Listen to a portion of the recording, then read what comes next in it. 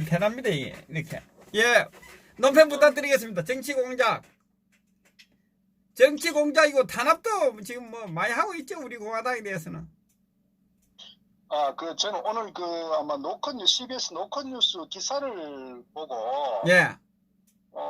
조금 좀 읽어보고, 또 아마 오늘 하루 아마 여타 유튜브에서도 아마 이 기사 관련해서 아마 우리 공화당에서도 여러 가지 아마 대응을 한 것 같고요. 저도 이 기사를 보면서 이제 여러 가지 판단을 했는데, 하나는 이제 총선이 다가온다는 그런 측면 하나 있고, 그 관련해서 이 CBS 노컷은 원래 이게 좌파 언론 쪽 아닙니까? 예.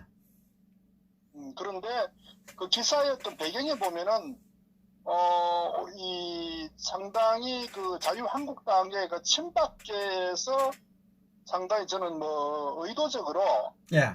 이런 방향으로 저는 기사를 내보냈다는 판단이 많이 섰어요. 그렇지, 왜냐하면은 좌파 입장에서는 박 대통령 석방 관련해서 상당히 정치적으로 이용을 하거든요. 그렇죠, 예. 소위 결국 이제 기본적인 좌파 입장에서는 내년 총선이 이제 상당히 우려가 되기 때문에 어떻게 하든지 저들이 판단할 보수 우파, 소위 범보수 우파를 가지치기를 해야 되거든요. 예. 거기에 가장 핵심적인 사실 이제 중심 인물의 박근혜 대통령이 자리 잡고 있다고요.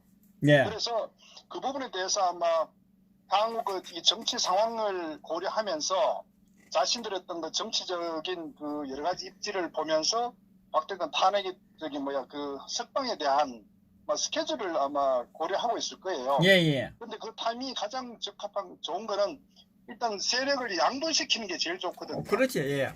자, 그런 관점이라고 봤을 때, 예. 이제 우리 공화당은 어쨌거나 전체 일반 국민들 지지는 아직도 미미하단 말이에요, 현실적으로. 예. 그러니까 우리 공화당을 좌파 입장에서는 죽일 필요가 없는 거예요, 지금은. 이해가십니까? 예. 그러니까 우리 공화당 원래 키우는 게 저들에게는 전략적으로 유리하단 말입니다. 예. 그래서 그런 관점 봤을 때 오늘 CBS 노컷 기사는 상당히 이제 우리 공화당을 음해하고, 예. 사실은 굉장히 일반 보수를 지지하는 국민들 입장에서 신랑감을 안길 수도 있는 예. 그런 측면의 기사이기 때문에, 그래서 저는 이거는 순수한 좌파 관점에서 어떤 기사를 썼다는 측면보다는 이 자유한국당의 이 친박 또는 우리 공화당을 완전히 고사시키려고 하는 예. 그런 정치 세력들이 좌파 언론을 이용해서 예. 이런 기사를 냈다. 저는 이렇게 배경 분석을 하고 있어요. 아직도 그렇다면 정신을 못 차리네. 인간들이 아니네. 좌파보다 더 못하네요. 아니, 우리가 항상 정치 세력을 볼 때요, 우리 예. 일반 국민들의 어떤 순수한 기대적 관점 보면 안 돼요. 예. 정치는 철저하게 저들이 자신들의 어떤 정치적 사역적 측면에서 정치인들을 우리가 해석을 해야지, 국민을 위해서 정치를 한다, 보수파 국민 정치를 해줄 것으로 기대하는 자체가 저는 좀 안타깝다 이렇게 보고 있습니다. 그래서 탄핵이란 것도 어떤 보면은 국민들 상식에서 보면은 있을 수가 없는데, 그럼에도 불구하고 탄핵이 이루어졌다는 자체가 이미 알고 있다시피 바로 정치 세력들은 국민들이 생각하는 어떤 기대와 전혀 다르게 간다는 것을 좀 알았으면 좋겠다.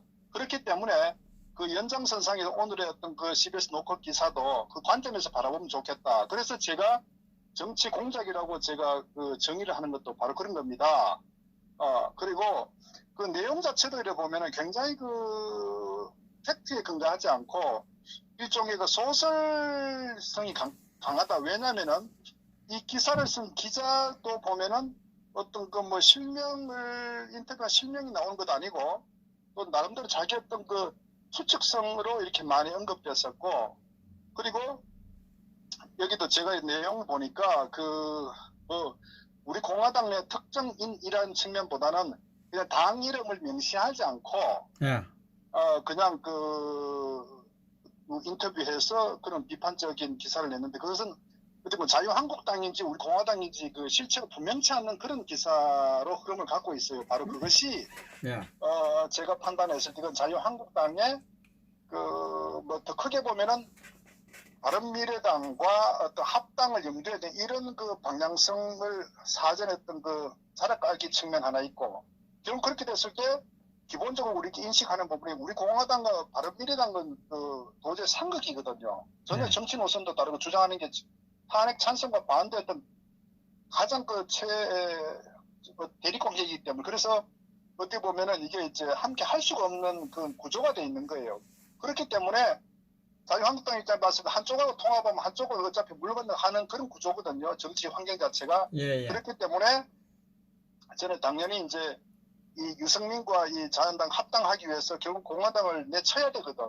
내치고 세력을 최소화시켜야 되고, 그리고 많은 태극기 애국 국민들 입장에서는 어쩌면 탄핵 반대에 대한 입장을 갖고 있어요. 네. 그러면서도 뭐 정치적 측면에서 자한당이 상당히 자한당이 어떤 총선에서 승리하면은 박 대통령 어떤 석방에 상당히 그 역할을 할 것이다. 이런 순수한 분들도 많이 있는데, 결국 그런 분들을 자기 어떤 그 투표 세력으로 끌어들이기 위해서 결국 우리 공화당을 최대한 가지치게 해가지고 저는 규모를 완전히 축소시켜서 이런 그 아주 정치적 공작적 측면이 있다. 제가 이제 그거를 종합적 정리하면 이제 그걸 좀 말씀드린 거고, 어쨌거나 이 부분 또 하나 그 사실은 좀 그 참고하셨으면 싶은 게, 지금 현재 이제 그 박 전 대통령이 이제 우리 공화당으로 안 된다 이런 취지 발언을 했다는 것을 이제 뭐 정치권 핵심 관계자 통화에서 뭐 이런 얘기 나와요. 그런데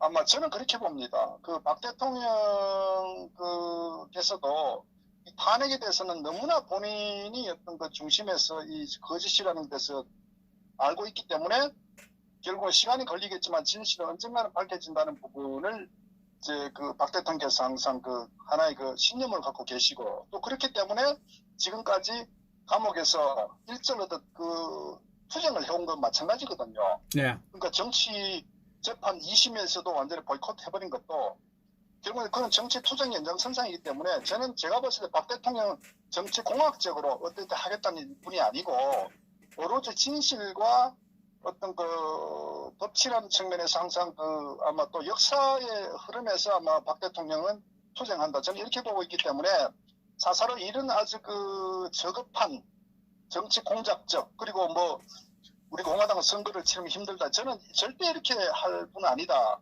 왜냐면은 그분의 어떤 그 성품도 그렇고 정치적인 어떤 가치 노선도 그래 왔고, 또 하나는 이제 수없이 많은 그 지난 어려운 상황에서 태극기 집회를 한 건 너무나 잘 알고 계시고, 많은 분들이 그 편지를 통해서 그 전달받았기 때문에 그 부분에서 사실 뭐 눈물 날 정도로 박 대통령의 큰 힘이 됐을 거로 본인은 알고 있어. 그렇기 때문에 아마 그 진실투쟁이라는 측면에서 박 대통령은 항상 접근하지, 정치 공학적, 선거 공학적으로 저는 절대 보지 않을 뿐이다. 저는 이렇게 봅니다. 그리고 본인을 탄핵시킨 그 세력 자체가 자유한국당 내 실체 아닙니까? 그렇기 때문에 그 세력들의 선거적 고려를 해서 뭐 우리 공화당을 버린다? 저는 천만에요. 그건 그 박 대통령의 인품을 무시하는 거고, 그래서 앞으로 이런 기사가 유사 기사가 많이 나올 겁니다. 그래서 이 부분도 절대 우리 뭐 공화당의 당원들도 마찬가지고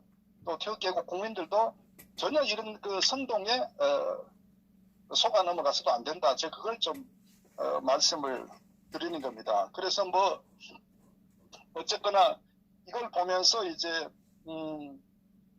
정치가 이제 구체적으로 다가오고 있구나. 그리고 자유한국당이 유승민하고 이 통합에 굉장히 좀 박차를 가한다는 그런 좀 판단도 서고, 또 이 자한당 내에 어떤 그 정치 이 배지를 공천을 받기 위해서 결국 이제 어떤 그 자신들이 이 합당, 그 유승민과 이 탄핵 찬성 세력들을 중심으로 한 합당에 물꼬를 트기 위해서 분위기 조성하는 측면도 매우 있다. 결국은 그러려면은 우리 공화당을 완전히 그 고립화시켜야 되거든요. 그것이 저들이 정치 공학을 하는 아주 중요한 저는 목적이고 하나의 자신들에게 앞으로도 지속적으로 그렇게 할 것이라는 것을 우리가 좀 이런 그 정치 구도나 정치 환경의 어떤 이런 걸 상황을 이해를 하면은 앞으로 이걸 좀 저들이 어떻게 기사가 나오든 어떤 발언을 하든 간에 우리가 좀 이해하기 쉽고 우리가 중심을 바로 잡을 수 있지 않겠냐. 저는 그렇게 이제 판단합니다. 예, 맞습니다. 옳은 말씀이고, 지금 이제 이 보수우파들에게 지나가는 소리로, 그, 한마디 하면 또 보수우파들 넘어가니까, 그런데 이제 지금은 뭐 그렇게 넘어갈 사람들은 없고, 그리고 지금 현재 저 한 가지 물어볼게, 그 부분에 대해서. 지금 그렇죠. 그 부분하고, 또 지금 이 강화문 지금 목사가 주체가 돼서 자한당하고 이 집회를 하고 있는 이 부분에 대해서도 한 말씀. 저는 볼 때 이 보수파의 분열 세력이다. 반토막을 내기 위한 세력이다. 저는 이렇게밖에 순수하지 않다 이렇게 보는 거거든요. 우리 박사님 어떻게 생각하세요? 이거 이제 두 가지로 우리가 나눠서 봐야 됩니다. 예. 거기에 오늘도 잠깐 저희가 봤는데 많은 분들 태극기를 이제 흔들면서 아마 그 모임에 집회 참석한 것 같은데요. 거기에 참석하신 분들은 어쩌면 순수하게 우리가 봐줄 필요가 있다. 그렇지. 저도 그렇게 생각합니다. 예. 다만 거기에 이제 주동하는 사람들은 정치 브로커들이다. 요걸 우리가 좀 정확히 명확하게 입장 정리를 해야 됩니다. 왜냐하면은 어차피 앞으로 이 탄핵 찬성과 반대라는 이 양쪽의 정치 세력들 또 그 지지하는 분들이 어차피 어떤 교통정리를 할 필요가 있고요. 우리 입장에서 탄핵 반대 입장에서는 어쨌거나 탄핵 당시부터 지금까지 오면서 어쨌거나 그 수적으로는 아주 열세였단 말이에요. 일반 국민들에게 우리가 아직 좀 확장성에 대한 부분. 그래서 어쨌거나 우리 입장에서는 과거에 박근혜 대통령의 어떤 그 선거 때 51% 이상의 지지를 받았던 분들을 예. 우리 쪽으로 어쨌거나 그 확장을 가져가야 돼요. 어쨌거나 예, 그 방법은 진실이라는 진실투쟁을 우리가 많이 알리고 그걸 통해서 결국은 이제 어떤 그 회복을 하는 게 우리의 가야 될 방향입니다. 그런 관점 봤을 때 특히 어떤 광화문에 태극기 들고 온 분들은 우리에게 매우 소중한 분들입니다. 비록 현재는 우리와 그쪽에 같이 참여한다고 해서 우리의 적이 아니라는 것을 인식하고 우리의 적은 뭐냐?